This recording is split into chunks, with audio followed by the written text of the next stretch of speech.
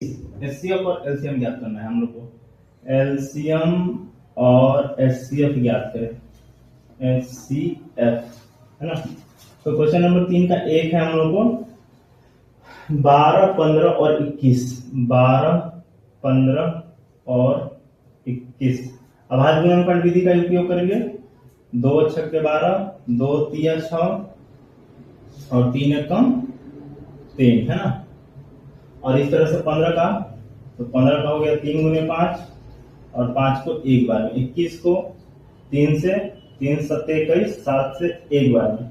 और इस तरह से हम लोग 12 का अभाज्य गुणनखंड 2 गुने 2 गुने 3, 15 का अभाज्य गुणनखंड 3 गुने 5 और उसके बाद 21 का अभाज्य गुणनखंड 3 गुने 7। तो हमने देखा कि तीनों में जो कौन मिल रहा है HCF, तीनों में यहाँ 3 मिल रहा है, 3 मिल रहा है, 3 मिल रहा है, तीनों में कॉमन है 3, यानी HCF हो गया 3।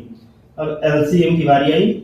LCM maximum time table repetition 2 2 बार में, 2 2 बार, 3 1 बार, 5 1 बार, 7 1 बार।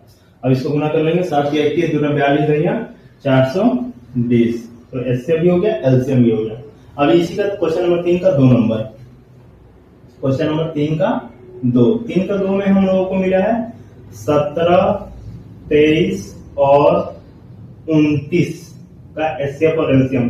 देखा है कि तीनों के तीनों जो है अभाज्य संख्याएं हैं। तीनों के तीनों जब अभाज्य संख्या है तो 17 का अभाज्य गुणनखंड हम लोग 17 गुने 1, 23 का अभाज्य गुणनखंड 23 गुने 1, 29 का अभाज्य गुणनखंड तो 29 गुने 1, क्योंकि 1 जो है सभी को विभाजित करता है, इसलिए यहाँ HCF जो हो जाएगा 1 हो जाएगा। HCF 1, HCF बराबर 1। LCM, तो LCM में अब हमारा क्या है, तो मैक्सिमम टाइम रिपीटिशन देखते हैं। तो मैक्सिमम टाइम्स यानी कि ज्यादा से ज्यादा कितने बार पुनरावृत्ति हुई, 17 एक बार हुआ है, 23 एक बार हुआ है, 29 एक बार हुआ है। अब इसको मल्टीप्लाई कर देंगे, आंसर आ जाएगा हमारा।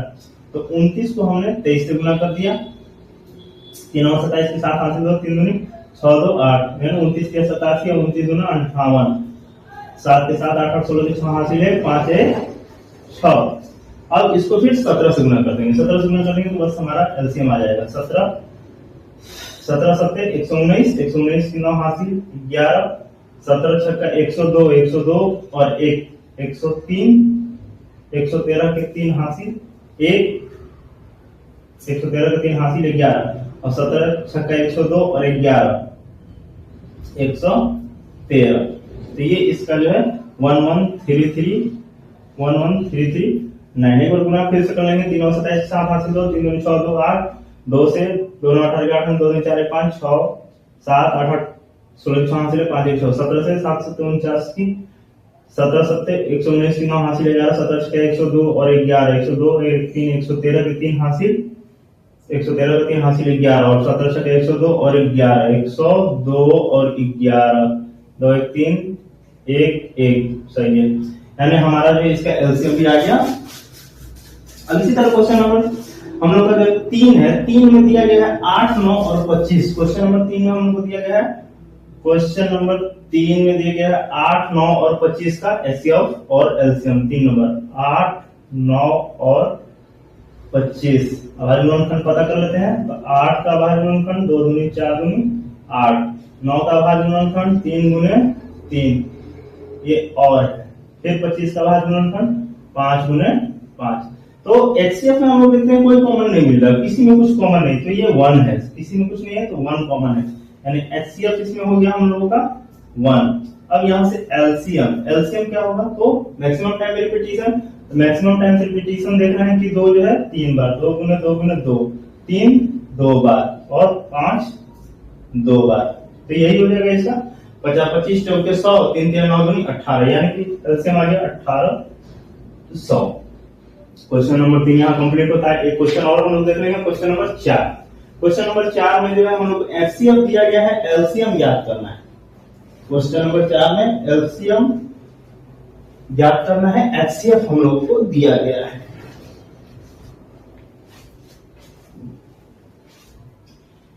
HCF दिया गया है क्वेश्चन नंबर 4 में कि HCF जो है HCF क्वेश्चन नंबर 4 में 306 और 657 6 5 7, इसका जो HCF दिया गया है कि ये 9 है। तो एलसीएम ज्ञात करें इसी का।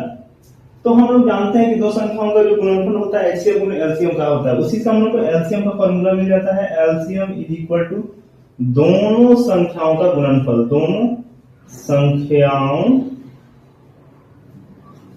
का गुणनफल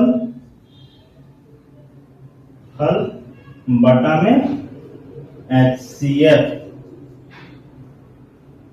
तो दोनों संख्या का गुणनफल हो गया 306 गुने 657 बटा में एचसीएफ हो गया 9। तो इस तरह से हम लोग देखेंगे 9 से कट जा रहा है, 9 7 63, 2 गया 9 3 27, यानी 63 को 73 से 306 को गुना कर देंगे, यानी वही हमारा एलसीएम हो जाएगा। तो 306 गुने 73 देखा जाए तो 3 छक 18 और 3 तिया 9, फिर 7 छक 42, 7 छक 42 और 7 तिया 21, तो हो जाएगा 8 2 1 3 9 4 13 का 3 हासिल 1 2 2। फिर से एक बार 3 छक 18, 3 तिया 9, 3 7 छक 42 और 7 तिया 21, 8 2 1 3 9 4 13 का 3 हासिल 1 1 1 2 2, यानी कि 22 23 22,338 जो है इसका आंसर हो गया। धन्यवाद, आज के लिए बस इतना ही।